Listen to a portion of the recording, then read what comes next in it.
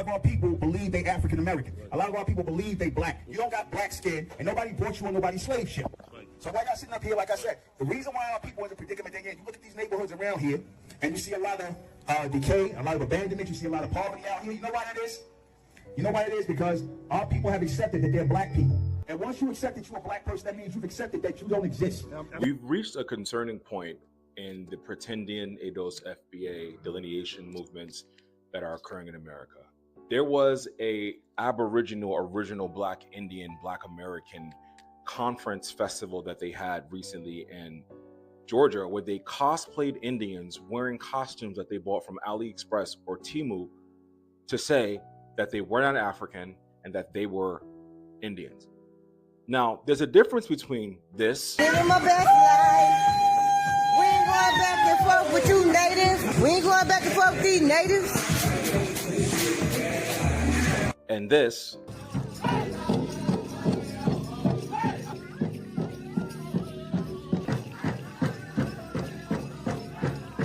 Also a difference between this. We not black. We are natives. This a land we don't know about no spaceships. We not from Africa. We indigenous. I need you to listen. And this.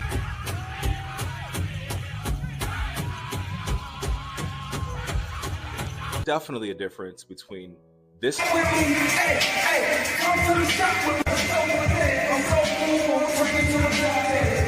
and this style of dress. Because you're fine and you're mine and you look so divine.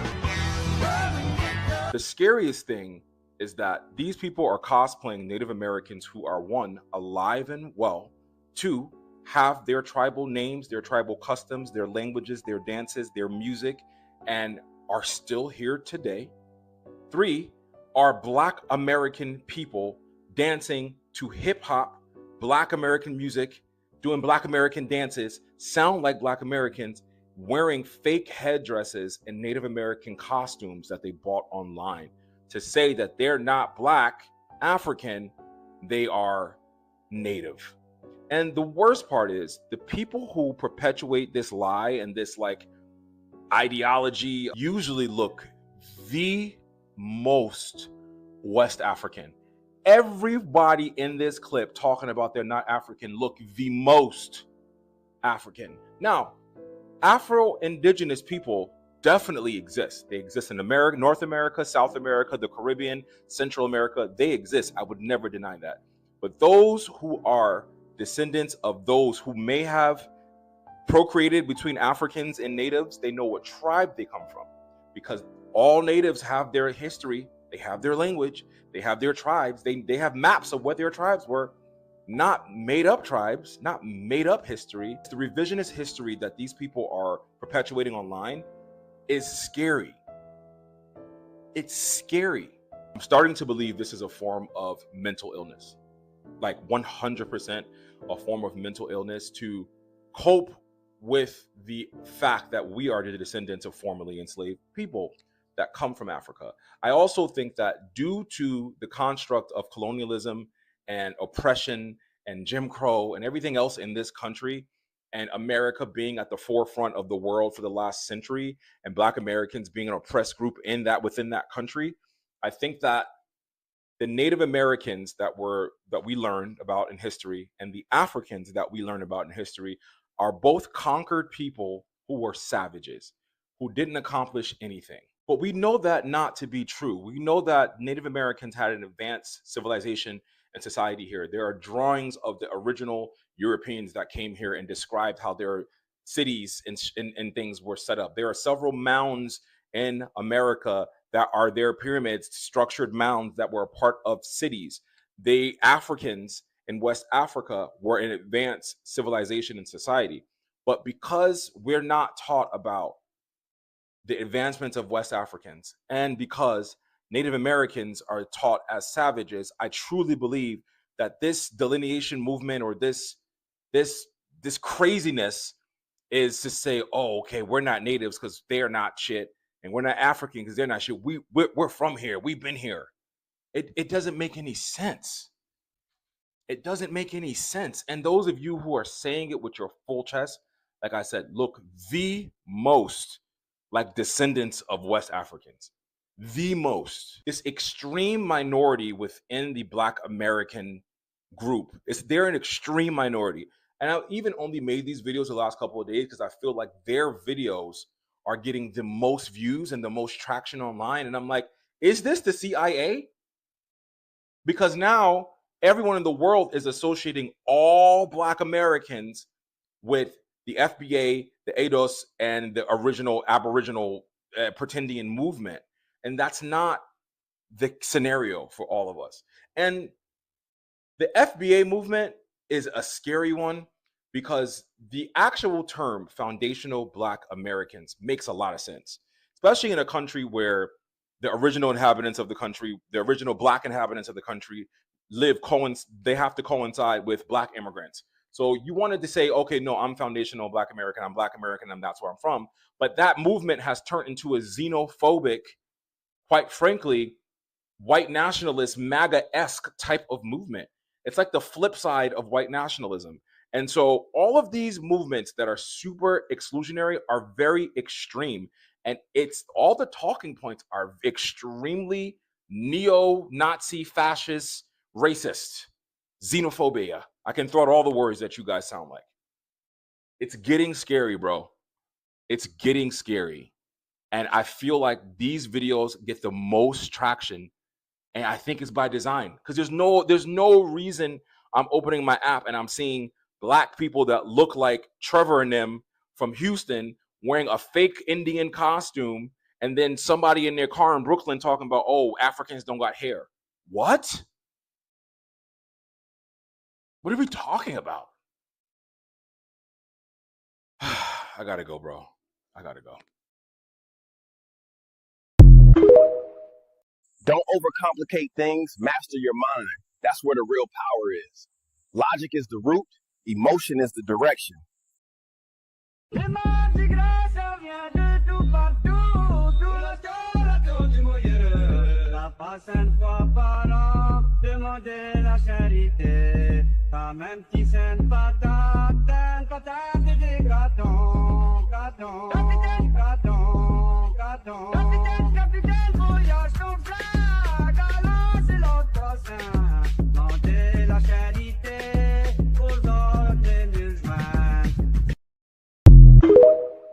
In Louisiana, we're a little superstitious. Even the non-believers believe. I don't believe in ghosts, but I wouldn't go to that haunted house. I don't really believe in voodoo, but I wouldn't mess with them. Speaking of superstitious, take a look at this. This is a Victorian-era witch ball hanging in front of a window, and it will protect your home against witches and evil spirits. I mean, according to 19th century folklore. I don't believe it, but I hung it up anyway. True story. Winner takes it all.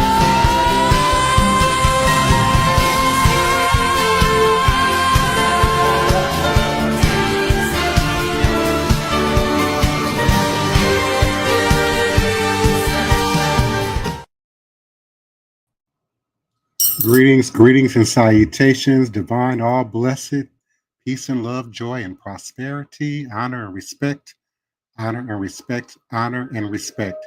It is a new week and another edition of Revolutionary Hoodoo, New Orleans Voodoo Secrets and Recipes, powered, supported, promoted by NOIVD, New Orleans International Voodoo Day. And again, 2026, our third annual International New Orleans Voodoo Day promises an inspiring and immersive experience with a diverse lineup of engaging events. Highlights include an educational symposium featuring distinguished speakers from around the world, including a delegation of scholars and spiritual leaders from Benin and Haiti, as well as art exhibitions showcasing voodoo-inspired works by talented local and international artists.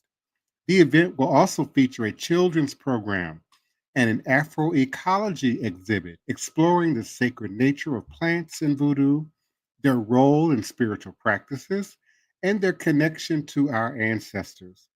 The weekend will culminate in a ceremonial procession to 9 significant sites throughout the city, locations where the enslaved were brought ashore, held, auctioned, and where they later found community. This journey will begin at the transatlantic slave route to New Orleans marker on the moonwalk at the river just behind Jackson Square and conclude with a traditional voodoo ceremony at Congo Square. Additionally, visitors can participate in interactive workshops, community discussions, and opportunities to connect with practitioners and cultural experts, as well as our elders. We certainly are grateful for your continued support and participation of this 9 p.m. U.S. Central Standard Time weeknight podcast. We certainly are grateful for Britt Brad Dash, Daniel Neal, member of our community, for joining us in the live chat. Talk it over with Toni. Alafia to you and yours, beloved. We certainly appreciate you. And I will be unmuting Brother Joshua Nylan Tanner, Queen Mother Sister Toni Val Martinez, and Elder Reggie, known on this platform as Green Soap, momentarily. Picking up where we left off Friday, various family spirits, such as kind uncle, are often represented in the Black spiritualist churches. And not as a person, but actually as a bucket. The container is filled with sand, sprouting 3 flags, again, a trinity of Black Hawk, Queen Esther, and perhaps Father John. These 3 coins, usually offered, are plunked into the bucket, along with colorful objects. Mysterious clues to the spirit's character, sometimes unrevealed, usually visually connotate the hidden world of spirit ancestry. Like Congo Mkisi, Uncle Bucket relies on strategies of concealment. A powerfully pragmatic spirit, working for both good and evil, or winning court cases. He is always figured in black, white, and the red that lies beyond black and white. A call to action can explain the visual surroundings, which abound with themes of aggression and righteous retribution in everyday objects. Unopened cans of beer on the altar express potentiality, coaxing the spirits to strike out with enough firewater. Where spirits are generally considered benevolent, they may be asked to go on the warpath against patriarchy or bureaucracy. Evil is tolerated with good, and both ritualistically and aesthetically here, highlighting the power of provocative opposition. Via syncretism, Black spiritualism has fostered dual consciousness in both accommodation and protest, manifested through spirit worship. This duality was further expressed through the symbolism of voodoo. Migrating northward, however, Black spiritualism evolved to a more Christian model. Black Hawk slowly disappeared out of Louisiana. Flexible to accommodate agendas elsewhere, spiritualism leaned towards Protestantism in other cities, Protestantism, continuing to spread and evolve in later years, still heralding themes of protest. Yet, Black Hawk endures as a central figure in New Orleans Black spiritual churches, sharing altars with St. George, St. Daniel, Queen Esther, and Martin Luther King.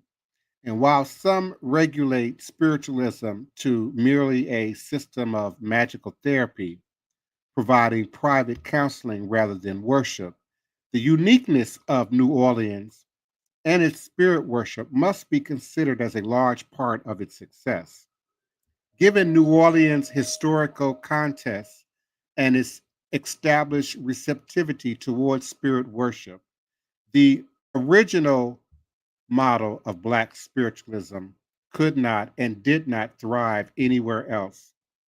Other spiritual churches may have accommodated the needs of congregations elsewhere, but New Orleans, informed by indigenous spirit worship, was and is the keystone of Leafy Anderson's original mission and provided the subsequent springboard for Black spiritualism success. And we still continue to see that demonstrated in private temple spaces like Shrine of the White Cloth, led by Elder Reggie, like House of the Divine Prince and Hoodoo Central LLC, led by myself, and many other presences here in the city. And most certainly in Congo Square, where the collective and shared energy and ashe of a diverse community of shamans and Sangomas and Akan practitioners and Yoruba, Isheshe practitioners, and certainly Voodoo, whether it's with the U or with 4 O's, come together in these shared spaces in times of collective celebration, certainly in times of tragedy, and certainly in times of protest and revolution.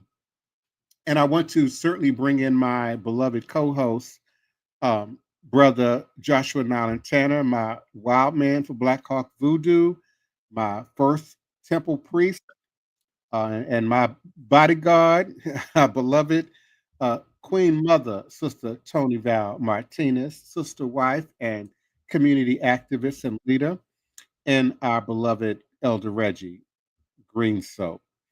So, ladies first, come on in, Queen Mother. Hi, everyone. Good evening. I hope everyone had a great day.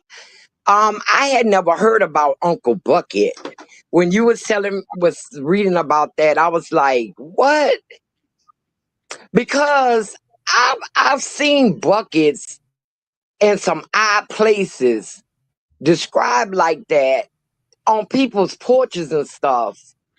But I thought it was for an ashtray. You know how you Yes, put sand in a bucket? yes, You put indeed. sand in a bucket and put the cigarette out in? Mm-hmm. Thank goodness I didn't put no cigarettes out in it because, yes, I am a smoker. But the people whose house I saw it by wasn't smokers either. Yes, indeed. So I was perplexed. And now I'm thinking, did they have an Uncle Bucket? And the Uncle Bucket slowly evolved into a centralized location for Black Hawk, or the spirit of the indigenous Indios warriors. So you might often see an Indian head or some other Aboriginal indigenous statuary also in association with the buckets. But a great deal of what's really contained in the bucket, as demonstrated in the piece that I opened with, was really about concealment. And so, who knows what's hidden beneath the sand? Who knows what's hidden inside the belly of the bucket, which is often fueled with not only this connection to ancestral power, but this warriorism for protection and defense against the law, against the government, against a bureaucracy that is painted and slanted against us. But indeed, it's a practice that I remember as early as the early 1970s when we were attending the Black Spiritualist Church in Southeast Washington D.C., where I grew up. Yeah, now I'm thinking, and I'm trying to think back on where all I seen these buckets of sand at, these aluminum buckets of sand by whoever house. Now I'm starting to think about them like, oh, really? Because I never understood that. I didn't seen that over the years, at least about 3 people houses, and I never understood why these people had a bucket of sand on their porch or at their front door. I never understood that. Yes, And indeed. by me being a smoker and working on jobs, some jobs will put a container with sand in it outside for employees to put their cigarettes out in. But I know these people wasn't smokers. So now I'm really perplexed. It's giving me a whole new insight on those individuals. Yeah, we have 2 in the house here, and generally speaking, we don't smoke in the house. Yeah, wow. What say you on that, Yeah, Joshua? Oh, okay. Hey, Sister Elder, Toni. Elder Reggie, yeah. I was, the buckets. That was, and everybody else that's listening. Hello, good evening. I just want to say that, I mean, the buckets is something that I've always seen, especially on the West Bank, growing up. Like they'll be out in different locations of not the flea market, but the different markets that they have out there for fishing and stuff, and they'll have them on display. I mean, a lot of them was used for other purposes, but those buckets is something that I've seen all my life. I know that I didn't know about Uncle Bucket until what he was just talking about it, but in terms of like people utilizing it for spiritual purposes, I've seen that. I didn't know what it was called verbatim or by word, But is there an anti-bucket? Can I chime in? Peace, Divine Prince, Yeah. Toni, Brother Joshua, Divine Prince, once again, powerful topic, and my blessings to the chat. But there's a Aunt Peggy. Now, what I know about the bucket, one purpose it served for, it was to hold the flags, because Mother Leaf Anderson still was a patriotic person. So he had the American flag there. And in certain nights of the week when they would do the Uncle Bucket, people would put a donation within the saying. She was very heavy, even up until I was heavy involved in the church. She was heavy into ritualistic things.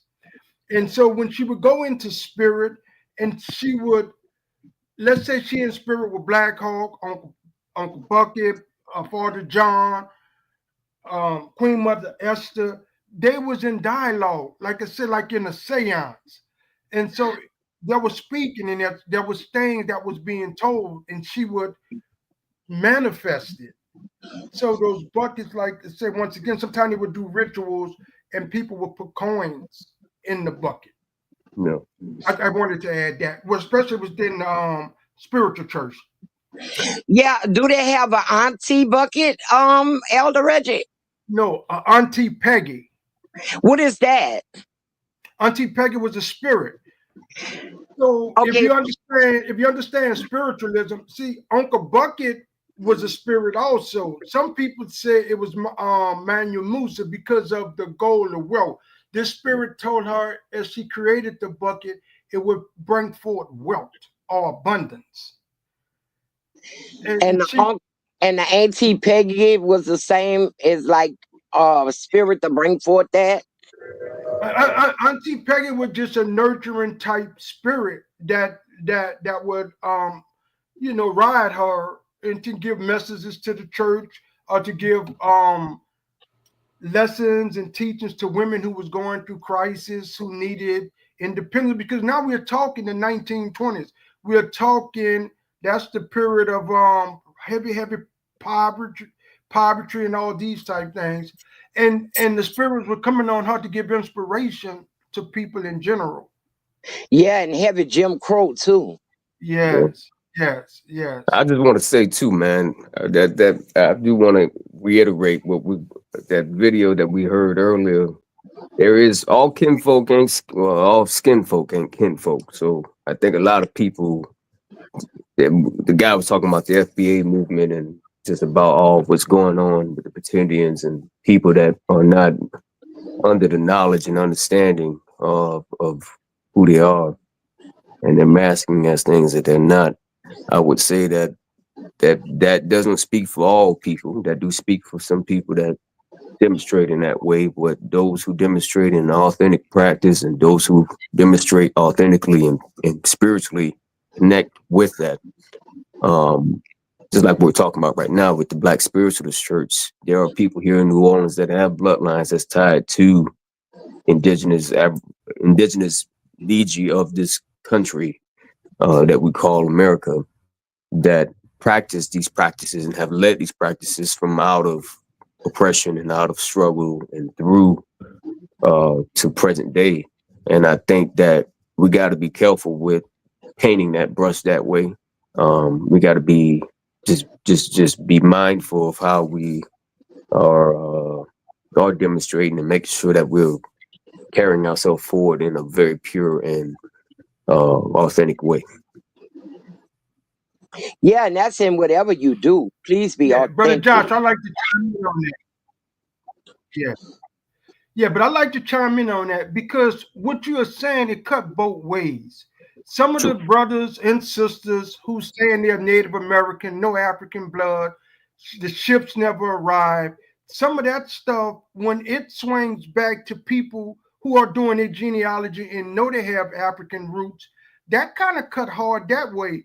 And then when some of the brothers are saying they're Native American and stepping on some of the people who was here before any slave ship arrived here, trying to take those people right and birthright away, it cuts another way.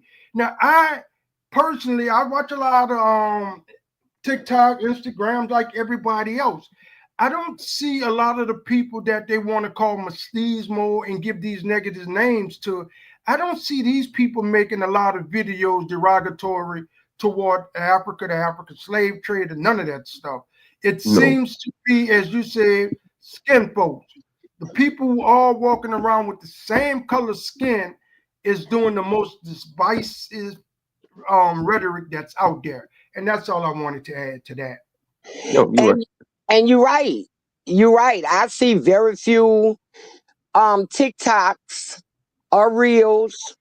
I don't go on Instagram too much about that. I mean, why are we even arguing about that? No. Why is it even a thing? Some black people was here before the slave ships came. Slave ships came and brought more people. The one thing that matters the most is that all the people here or brought here were oppressed by one person. We all was oppressed. No. Yeah. So at this day, at this stage of the game, where we really done got all mixed up in our genetics and all mixed up, and we look all different kind of ways, but we one thing, but we look different. You know, let's get over that. Yeah, and that's the only way you can get out of oppression. I come from, my great grandparents are pioneers here in the southeastern region for a lot of things, as physicians, fire chiefs, naval chiefs in the Navy, first people of color to do those things, and they knew their value, and they set a standard to make sure that they got treated the way that everyone else got treated, because they knew what they was bringing to the table, regardless of what they look like. And that's how we have to look at things moving forward. It's not about, we know what we can do. We know how intellectual we are as a people, how spiritual we are as a people. So everything that encompasses that, it should not be pick and choosing just because you do this that way. I'm not gonna talk to you. I don't mess with you. No, it's not. We all work together in order to be able to combat oppression. It's not a one-man show at all. It's a collective it effort. seems like they're wasting too much time on who's who instead of what's at hand currently. Yeah. We have so much right now to be talking about and trying to figure out. I mean, it's not like, okay, you descended from the people that was already here. A certain amount of black people was already here. Okay, be proud of your culture and move on. What? It's not like you getting money for it. Yeah. It's not like you getting a house for it. It's not like they're giving you land back that they took from those ancestors that was here before Columbus. So move on to some things that really matter. Be proud of what you are. Stop trying to shove it down other people's face. That's like a priest trying to convert somebody to Catholicism, the Yeah. way they go after it, or an imam trying to convert somebody to Islam. Move on. We got dire things going on right now. Yeah. You got to move forward. Now, it's not about preaching to anybody. It's not about getting about to jump on your side or anybody's side. You know, you do your research, you find out what you is, or you look at your family, you talk with them. There's nothing wrong with doing those things, but get with them. Y'all can move together, but you can't separate yourself from Everybody else. everybody else, because it's just, we all part of the collective. And I think that we might have unique things to bring to the table, and you might be able to find out what you might uniquely can bring to the table by doing that research, but still come to the table. We all so mixed up now, it don't even much matter. Hell, Yeah. Barack Obama kin to George Bush, and he's the first black president, right? and he the cousin of another president who we didn't like. So I mean, and our genetics is so messed up. Really, they need to go back taking a blood test before these people hook up and have children. Yeah. Because that's why I think a lot of these so-called autistic children on so-called spectrum are coming from having too close parents and they not knowing it. Gotcha. Mixed bloodlines. Yeah. Oh, I didn't know you was my cousin till I saw my uncle at the family barbecue, and that's your uncle too, and I'm pregnant. Oh, Lord. Come on now.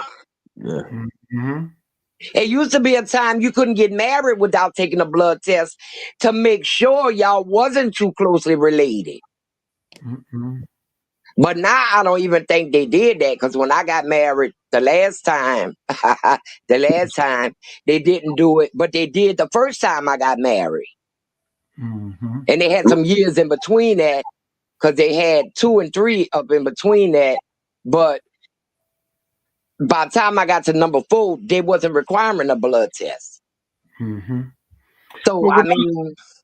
Yeah, but what I like to add, and everyone is on point, we see in the local and national news that President Trump is militarizing people that follow him in this country.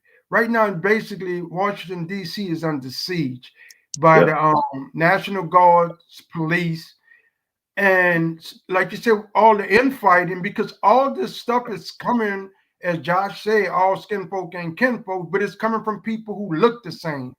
And with President Trump and the rest are doing, militarizing the country, don't look like the people who doing all this decisive and divisive stuff online.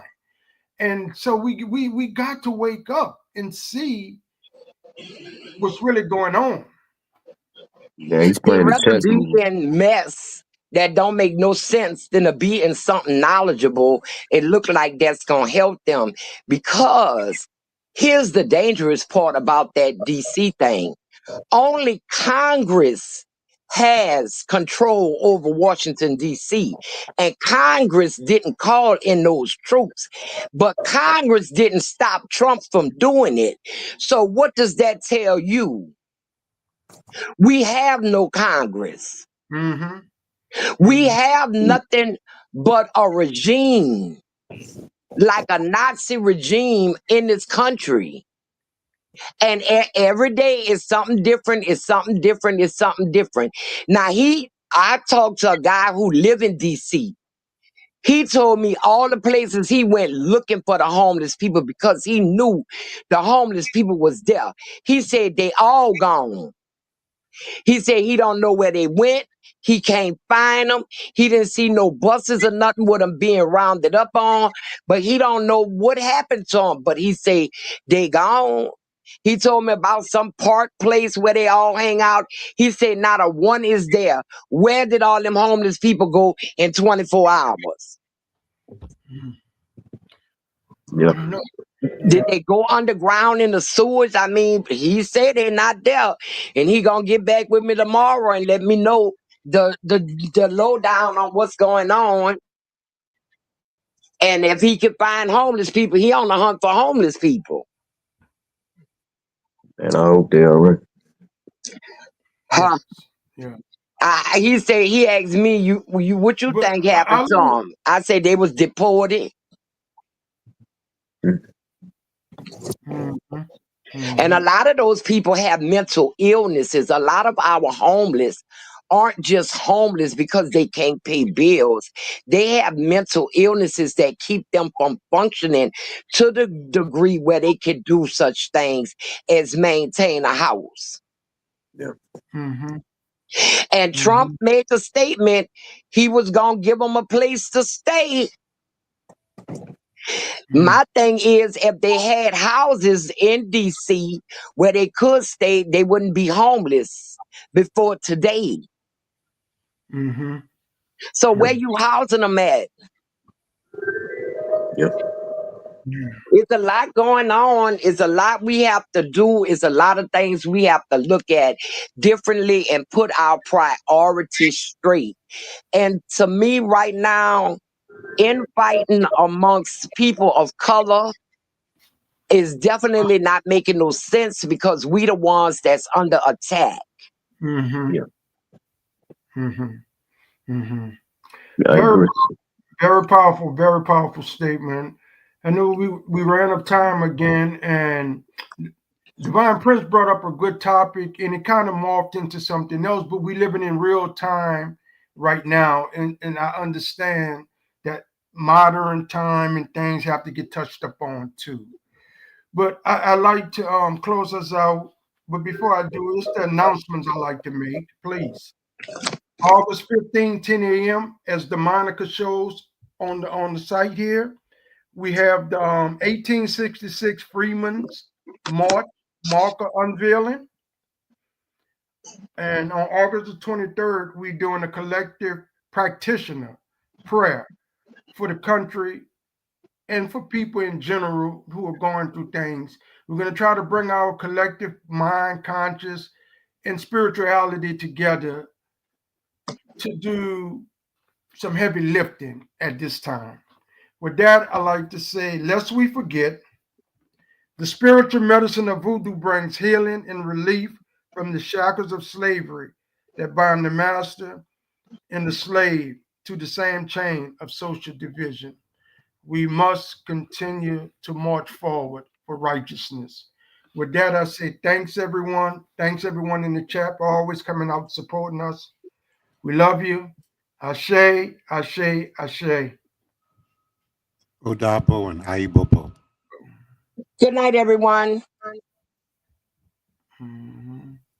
My grandmother always told me the ancestors whisper their secrets through the plants. That's how I first learned.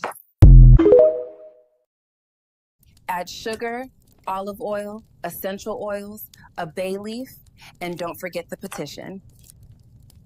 Make sure you cleanse the energy before doing any root work. Start with a candle, money drawing oil, and herbs. Then sprinkle on some intention. As you prepare your jar, say a prayer. Press down, shaking together, and rolling over into my bosom. Money sticks to me like a magnet. Ashe.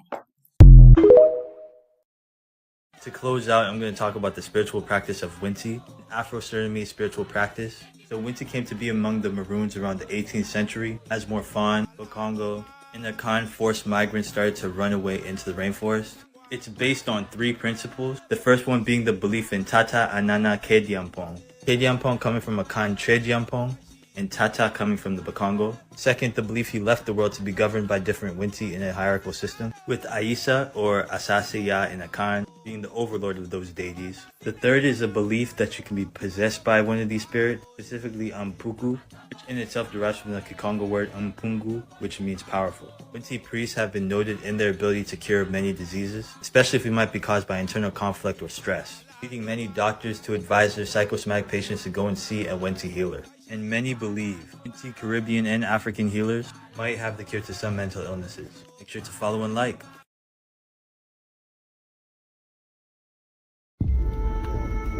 At the beginning of this, maybe I was more skeptical.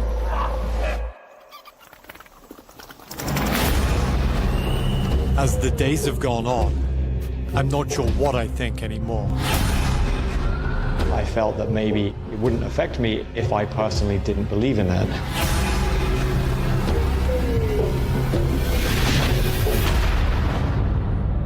So, knowing what you know now, would you still get cursed? I'm seeking out a curse, a hex, to put on myself. A curse could end your life. You're literally begging the devil to knock on your door just to prove to you that God's real. He could curse you with stupidity, but we think you got that down. Despite the warnings, I'm investigating the real-world effects of dark magic. Looks like you have a lot of love and a lot of opportunity. You are going to cause damage to that. How do you feel after doing this? Evil. That must be quite seductive. That's the power you're calling on. The devil, right? Quite seductive. I'm going to enter into a pact with Satan.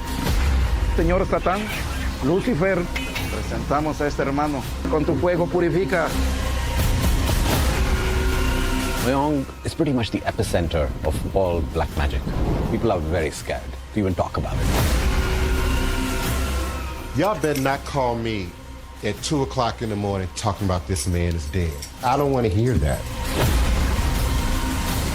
I have this physical feeling that something bad is coming. What have I done? You're going to have to find faith in this in order to undo it.